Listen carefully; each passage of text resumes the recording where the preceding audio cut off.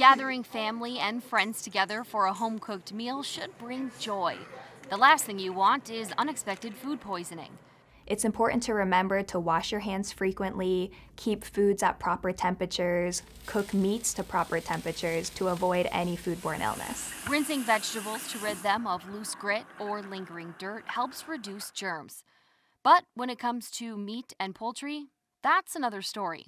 Some people may think they're supposed to wash their meats or their chicken before cooking them. I recommend not washing them because that puts you at risk for spreading the bacteria around your kitchen and around yourself. Cooking raw chicken straight from the package is safe, says the Food and Drug Administration, because modern food safety systems have been greatly improved.